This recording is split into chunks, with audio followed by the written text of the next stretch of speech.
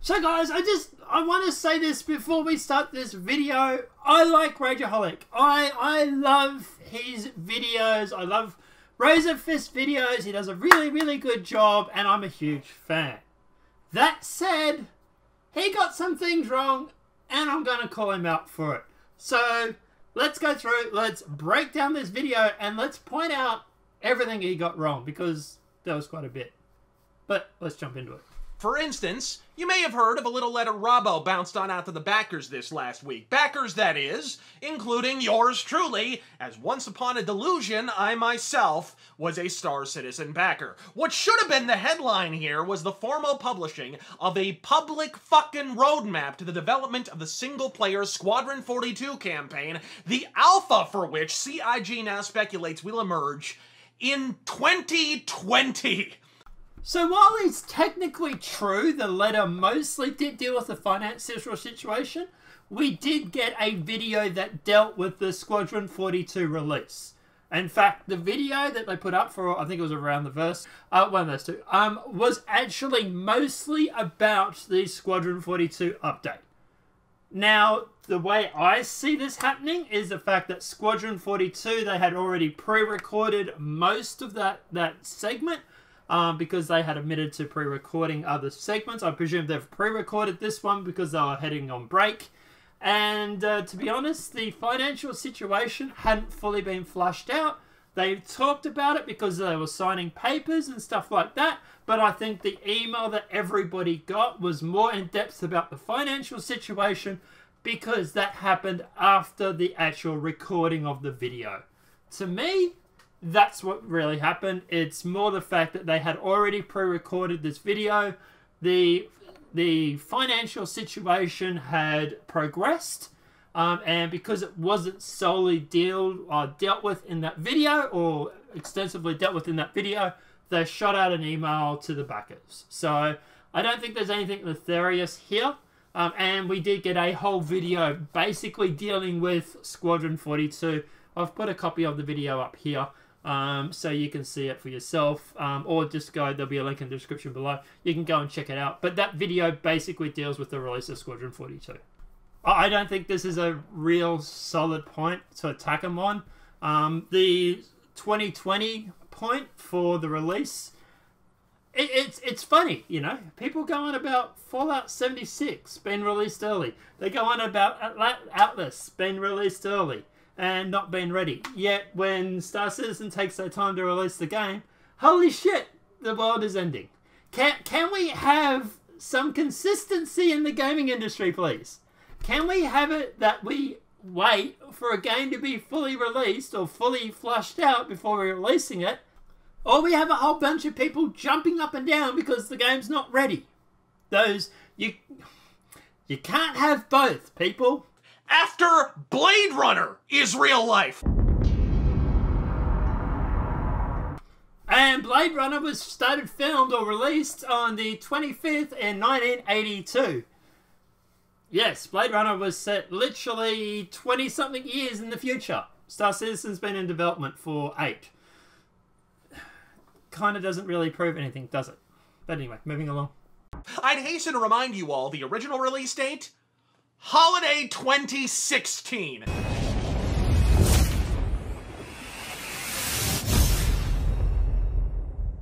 But wait!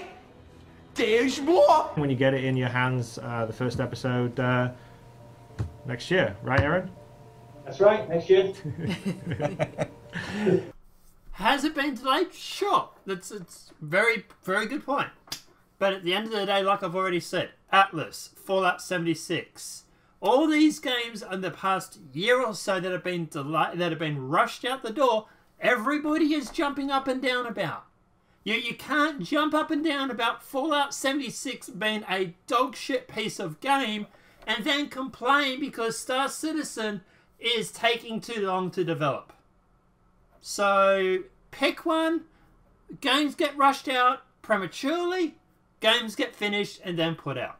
This would not only place the alpha release for just the single-player mode of Star Citizen at over 8 years distant from the original Kickstarter announcement in 2012, but who the fallopian fuck knows where that leaves Star Citizen itself? Is there even any mathematical way it could be ready for prime time within the decade in which it was originally conceived?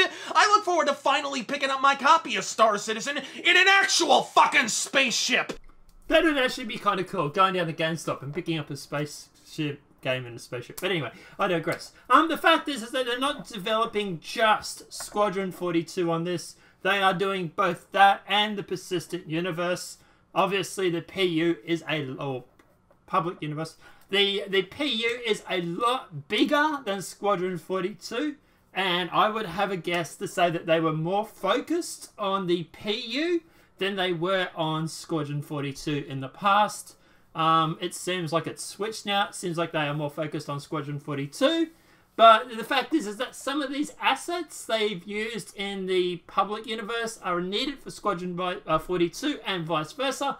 You can't really build one without the other, which kind of sucks because then you get these 6-7 year development cycles like what we've had with Squadron 42 and Star Citizen. And all of that would have been a staggering development, grabbing headlines the world over, if it weren't for what happened next. Star Citizen, the game Chris and company swore up, down, left, and sideways, wasn't financially strapped in any form or fashion, with the recent revelation of a bank loan with the UK putting up in-game assets as collateral being dismissively dispelled as the maddened gibberings of a helium-huffing Derek Smart, just secured secondary financing from 2 rich fuckheads. You know, sorta kinda like the exact thing Chris Roberts was aiming to avoid by supplicating the public on Kickstarter to begin with. Basically, they've got a publisher in everything but name now. Okay, so there's a little bit in this. As for the bank line, I've looked into it. It seems like it's a lot of unsubstantiated claims. Derek Smart claims that they have. CIG, as far as I know, claim they haven't. I don't know if they got the bank line, but regardless, that's, you know, I don't really give two shits. Second thing we're talking about is the actual funding or the financing or the cash straps lifeline, as you like to put it here. That's actually incorrect. The $46 million that they have received from the private investor, by the way, who is a very big titan when it comes to game lawyers and stuff like that. By the way, it's not like some fuckhead, as he likes to call it. He is actually only, or that $46 million, the majority of that money is only going to be used for publishing. It's not going to be used, from my understanding anyway, from game development. Chris Roberts' original statement was that they would develop the game from the money from the Kickstarter. There was never, they turned around and said they were going to publish it with the money from the Kickstarter. Now, at the end of the day, the way you go about doing this is, it's simple. If we didn't have that $46 million thrown in for publishing, they would be hitting up more people for more money, which you would make a video about.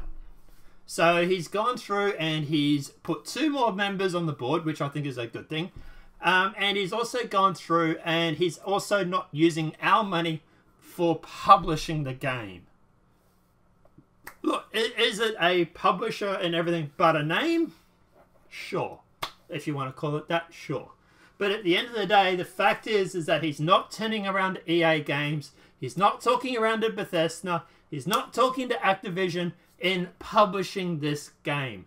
All these companies that have been responsible for rushing out the door all these previous games, that Fallout 76 and everything like that, Battlefield and everything, that are so frigging broken that at the end of the day it is absolutely insane that he's not talking to them. He's not going to be signing anything with them. That is the important thing. These publishers that rush these games out the door, whether they're broken or not, aren't going to have any control over Star Citizen. The people that are going to have control over it is Chris Roberts, who still owns 90% of CIG, by the way, so he already has an overwhelming majority. But not only that, But these two extra people on the board are also going to help keep Chris a little bit in line when it comes to release dates and stuff like that. They might be able to pull the reins back on Chris's, hey, I've seen a new sci-fi show. Maybe we can put this in our game, for example. And it might actually help the project keep its actual release dates because they might be able to have some sort of moniker of control. But at the end of the day, the fact is that Chris Roberts still working with these guys has the overwhelming majority of control over his company with the release of Squadron 42 and Star Citizen. And these guys, these two people that have invested, these two board members, they're not shrubs. One of them is a lawyer who has gone through and set up deals to sell Oculus Rift to Facebook and whatnot. He's also very big when it comes to other things. He's been in the gaming industry for a very long time, like 20 plus years or something someone was saying. So at the end of the day, he is very well versed. And if someone's putting up $46 million for something like this, they obviously must realize that there is potential. They obviously must realize that at the end of the day, Chris has something here. So I think this is actually a good thing. I don't think this is a bad thing at all. And I really think you're grasping at straws if you're saying this is bad. But moving along. And why not? Just look at the state of this masterpiece. I've got a problem here. Eject. I can hold it. Pull up! No, I'm all right. And this is the part that really annoyed me because those graphics, I'm gonna guess, are how frigging old. Razorfist, I'm calling you out. How old are these graphics that you've just used? This is what Star Citizen actually looks like now. There seems to be a bit of a difference in the quality of graphics there. Also, the gameplay seems to be a lot better than what it was. So, have you gone through and deliberately used old footage to try and prove a point? That would be my question for you. Because looking at this, I would say you have. And that is dishonest. Build bridges, not walls. And once again, more old graphics, because this is what Port Alexar actually looks like. What you see there very quickly was him trying to jump out of the bed. This bug glitch that you have here hasn't been in the game since roughly 3.2 was the last time I encountered it, to be honest. And the graphics here look a lot less quality than what they are now. I'm putting on the screen an example of actually getting out of bed in the latest game patch for Port Alexar. So once again, when were these graphics used, Razor Fist? Where did you get these graphics from? And how far back is this build number? How many years ago was this recorded? Because I'm suspecting it was quite a while ago. If you're going to go on about the quality of the game now, maybe you should be putting out videos or showing in the videos actually what the game looks like now and not what it looks like a few years ago, which is, from what I can tell, what you've done here. But hey, let me know if guys, if he answers, let me know. I'd love to know. When were these games graphics? Razor Fist? Because I'm thinking it's at least a few years old. And that's just being disingenuous, isn't it? 200 million well spent. And did I miss a fucking meeting, folks? Are you allowed to skate past nothing is wrong, go back to sleep, everything's fine, right to we secured alternate funding and are delaying the game to 2020? Without once admitting you fucked up in the interim? And all of this, of course, was sold with the original video pitch. An arresting bit of video game marketing extolling the virtues of the long-dead space sim genre and the merits of the PC exclusive. As he uses a console controller, from last fucking gen, mind you, to play a version of the game we'll never actually fucking see. You know, if all you want to do is fly around in a spaceship, you can do that now. You can go in and you can jump in at Port Alexar, hyper travel or quantum drive, what they want to call it, to Yella, Hurston, any of the 4 moons of Hurston. There's literally about 15 to 20 locations that you can travel to right now. And it is, shown here, completely fine and looks absolutely beautiful. And yeah, you can plug your Xbox controller into your PC if you want to play with it that way. Guess what? It's something people like to do. Some people like to use the Xbox controller instead of a keyboard and mouse.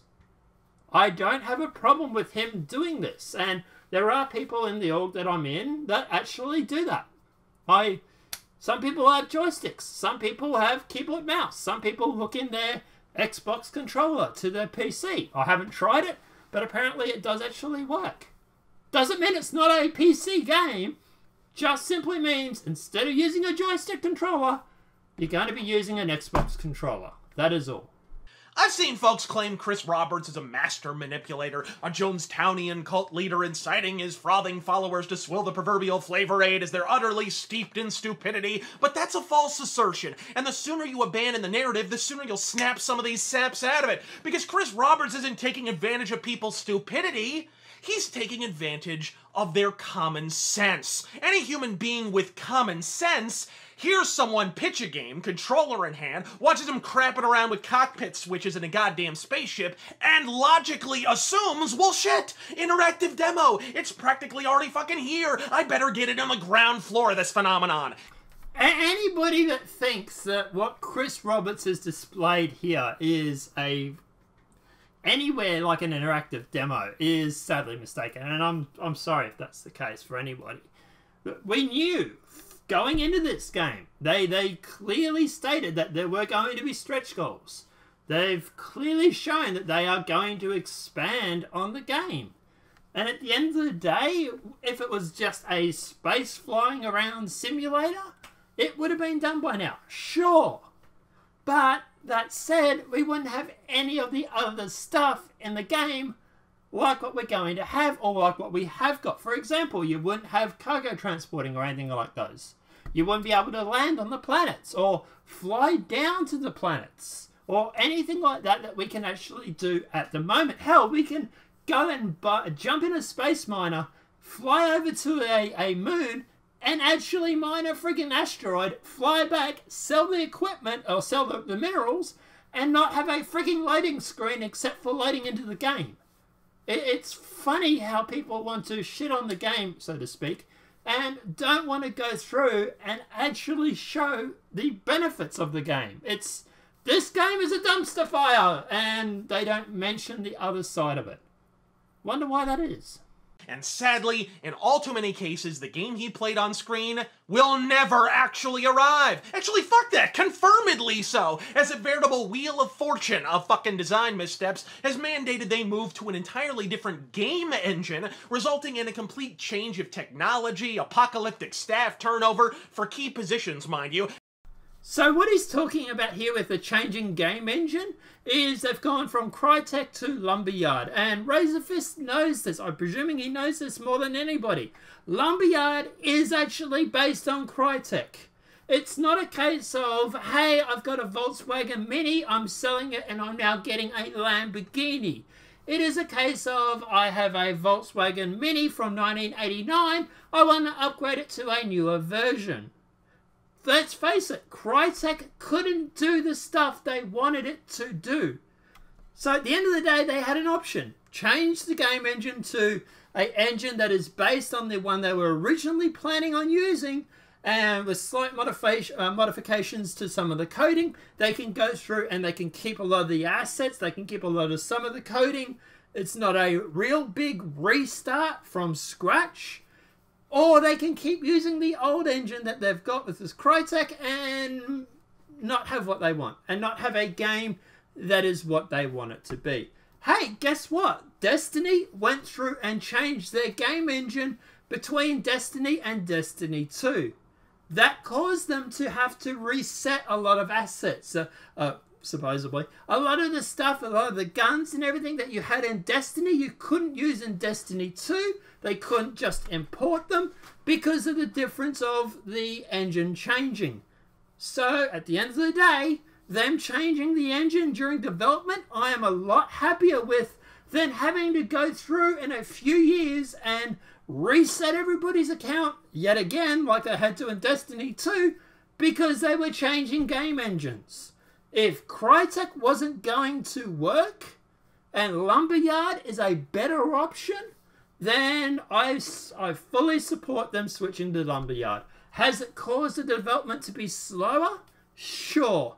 But Fallout 76, I would much rather the game be released behind schedule and be finished and not have any frigging problems like Fallout 76 than putting it out, rushing it out, and having more bugs than, well, Fallout 76. So in this situation, I think it was the right decision to make. I think it was the right decision to go through and to actually change the engine to this other engine that's based on Crytek.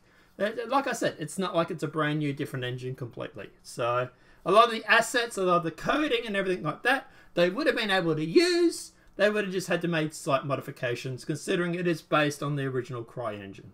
And a veritable font of feature creep. Folks, how could it be the game originally pitched? I mean, consider the Kickstarter we were sold to begin with.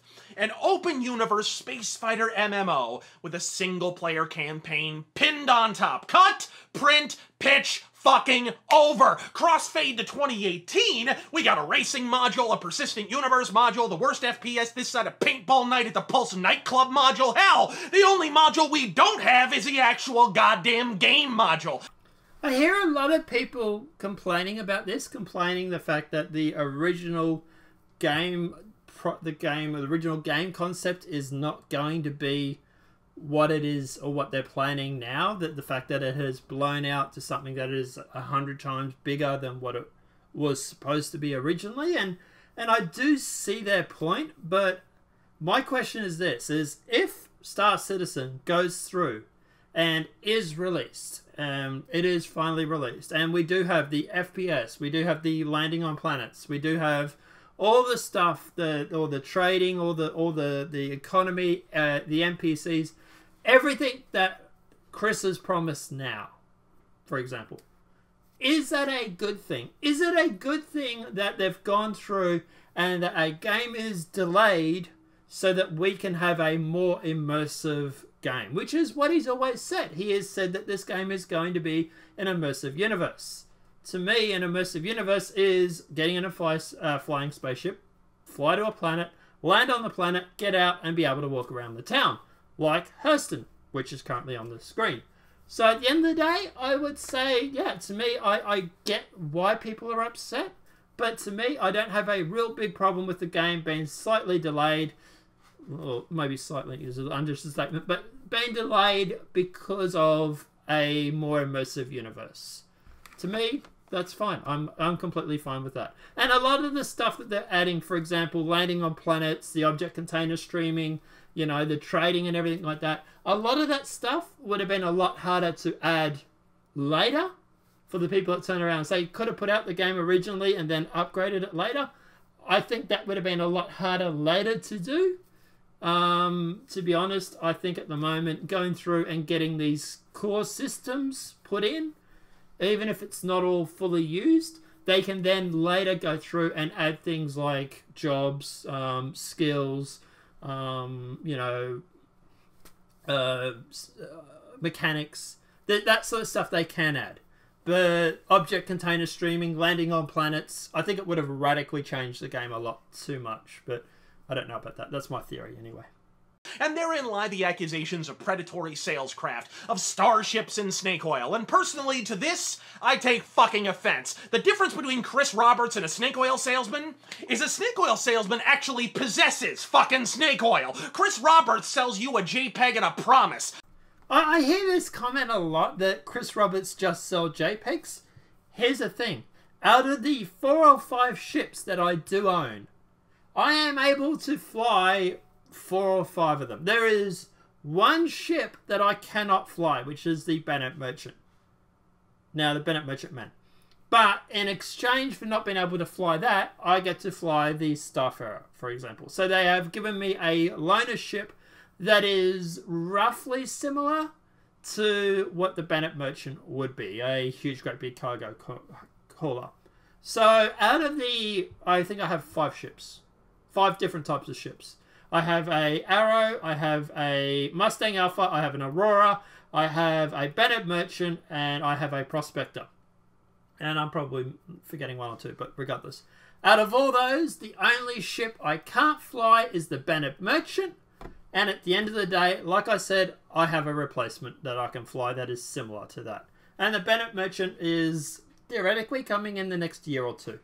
So, yeah, they're working on the Bennett Defender now, which is the sister ship, or the ship that is the fighter that will protect the Bennett Merchant.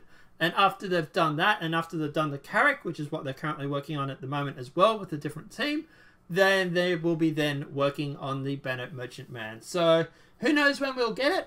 But it could be as early as the end of this year, could be next year. We don't know.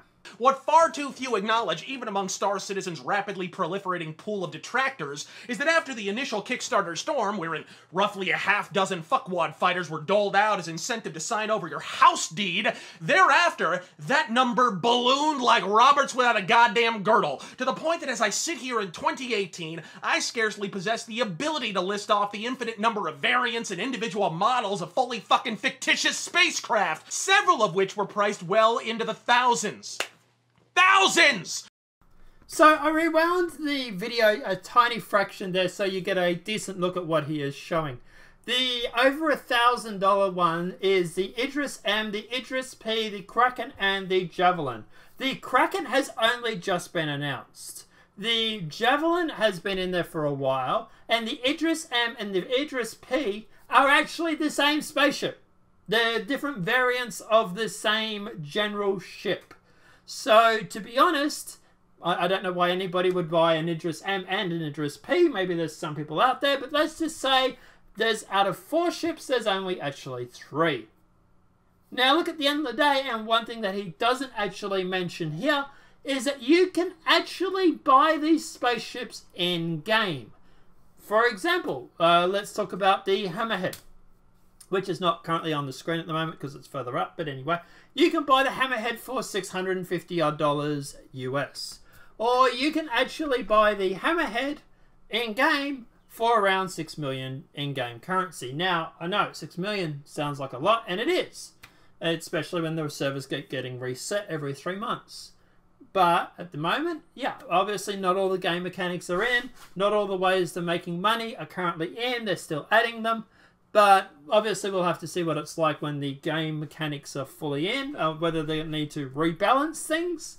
But at the end of the day, the fact is that you don't need to take out a house loan to play Star Citizen. You can play Star Citizen with a normal $38, $45, $35, whatever you want, depending on the sale, ship, and buy the rest of these ships in-game. It is grindy. Yes, you will obviously need to grind your ass off. Yes, completely, to be honest. But is that any different than EVE Online? Because EVE Online does a similar thing. But yet no one seems to complain too much about that. Funny that, isn't it? Over half of which, might I add, remain either MIA or present solely as an in-game glorified fucking statue. Fuck, as a callow marketing maneuver, CIG held a televised reality show contest to design a ship, and you still can't fly the fucking thing! So, a little bit true, a little bit misleading. Okay, the contest itself, yes, one of the prizes was to actually win your game in the ship, or your ship in the game, sorry. The other thing was that they also won $30,000, and second place also won $10,000, okay? So, while they still got their prize money, the Redeemer, as what he is actually referring to here as the ship, was actually in hangar available. It is getting a rework, mainly because of the fact that there are other ships that they've since developed that are the dropship and the gunships and stuff like that. They're not quite sure what they want to do with this, just merely because of the fact that they do have other ships that are very similar, and it is going to get a rework. But it was in game for a small time. You were able to get it in your hangar, which is where he's actually got this footage from. And at the end of the day, it wasn't just, hey, win your game or your ship in game. They also won $30,000 and some other cool prizes. So, yeah, take what you will from that. Look, would I like the Redeemer in the game? Sure. If it's not going to upset any of the balances or anything like that, if it's not going to go replacing any of the other ships, you know, if there is a use for it, sure, I want it in the game. But at the moment, I think Star Citizen is, or Chris Roberts especially, is more sitting there thinking, well, what are we going to do with this thing? We've given away $30,000 for people to design it, so to speak, and we have other ships that are similar to it, or that are very much the same.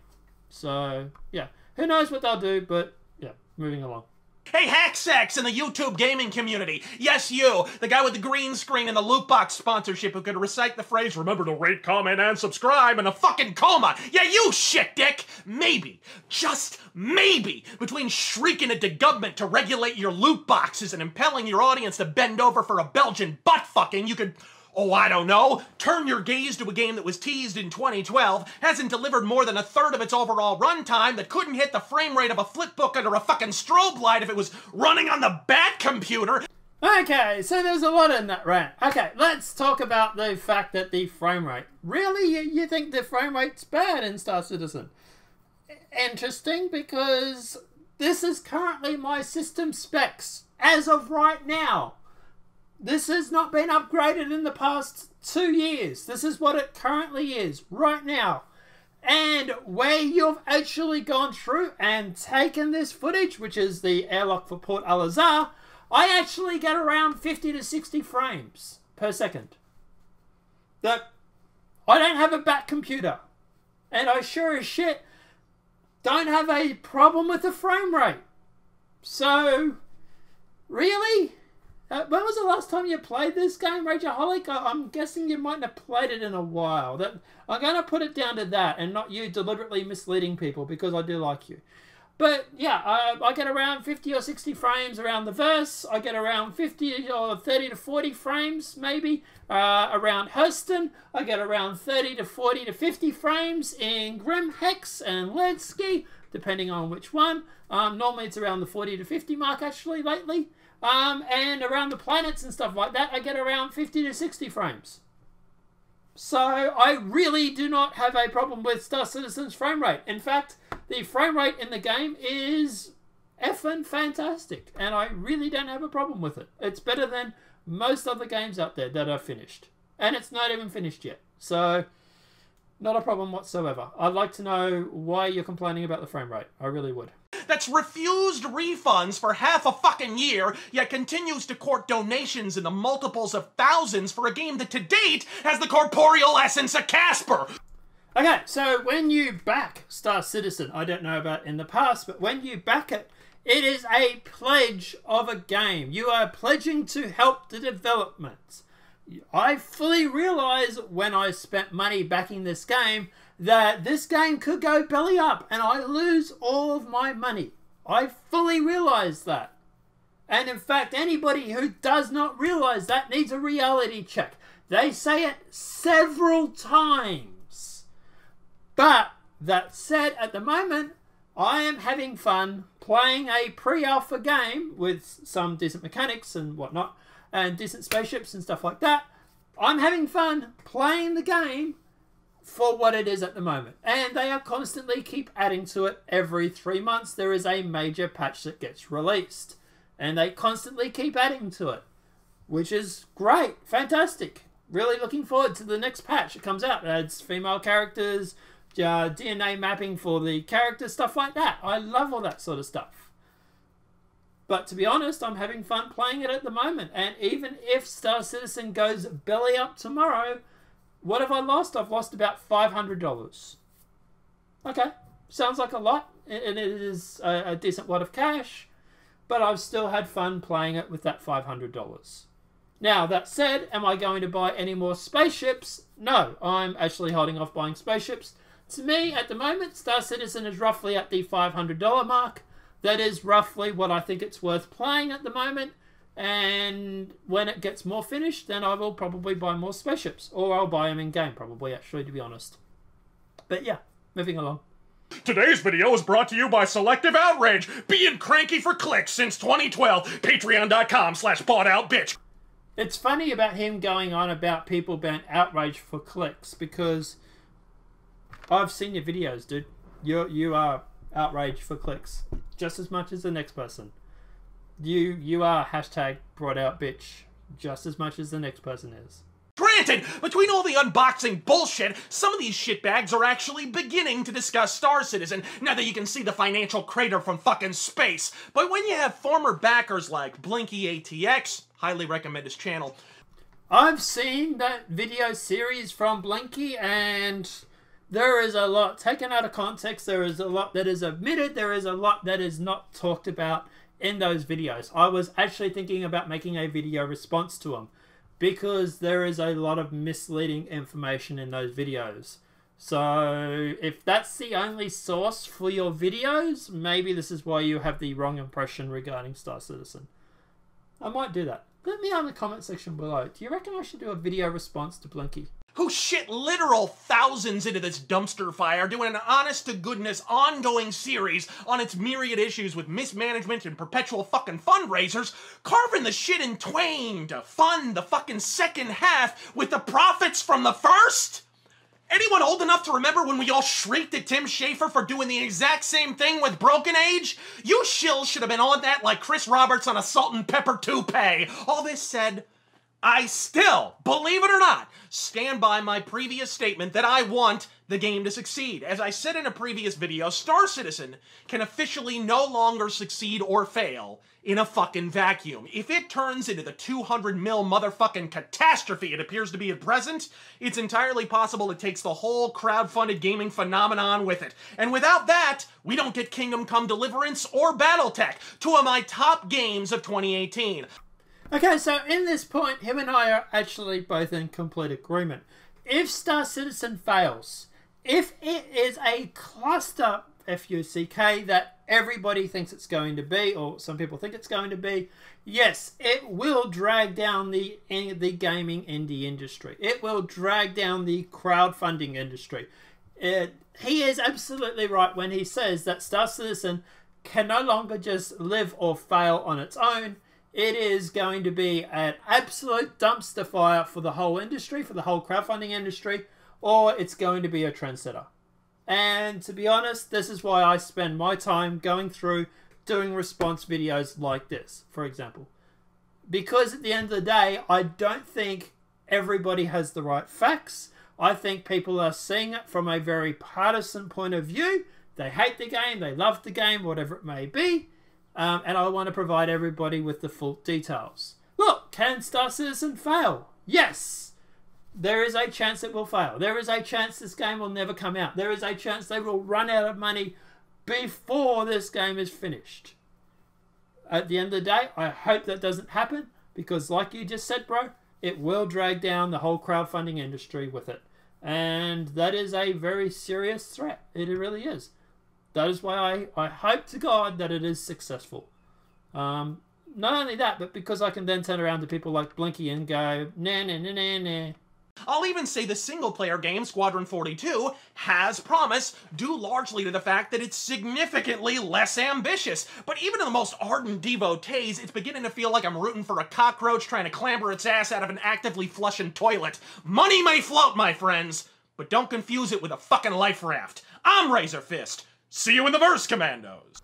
And this is yet another point where we both agree on. Yeah, I would say that Squadron 42 has a bigger chance of being a success and coming out than the Persistent Universe, or the Public Universe, whatever it is. So yeah, I would say at the end of the day, it definitely has a better chance of coming out. I think he's 100% right on that. I like to think that both of them will come out. And I'd like to see Squadron 42 come out as beta in early access, and beta in early 2020. Let's face it, it's only a year away, a year and a bit away. Now, obviously, that is presuming they get the extra 4 AI programmers that they're after. And yeah, at the end of the day, presuming they get those, they get the programming, the AI programmers up to around 6 to 8. That should be fine. And look, well, obviously, we'll just have to see what happens with Squadron 42. But yeah, they're definitely making progress on it. As for the Persistent Universe or the Public Universe, I'm having fun playing it. I'm having fun doing drug loans with the crew from Sync and and Citaro and Twerk and all these sort of guys. I'm having fun doing those sort of in-game things. I don't know. But guys, let me know your thoughts in the comment section below. Is there any major points to Razor Fist video that I missed? Was there anything you would like me to talk about? Or at the end of the day, do you think I did a fairly good job in rebutting him? Let me know your thoughts in that comment section below. Now remember, don't forget to comment, subscribe, right? I've got to be able to say that because apparently I can say it in a coma. But yeah, let me know your thoughts in that comment section below. If this video has been helpful, please smack a like. If you're new to the channel, welcome and subscribe. Apart from that, guys, I'll see you in the next demonetized video from YouTube. Have a great day and enjoy.